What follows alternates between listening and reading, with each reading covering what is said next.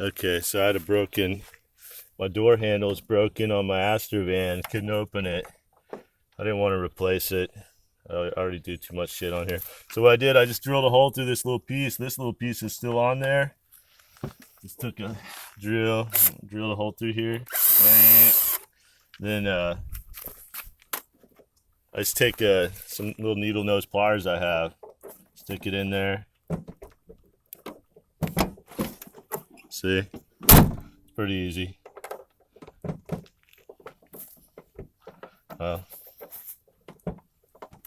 Damn. So of course, it's not gonna be easy now since I'm doing a fucking video. Murphy's Law.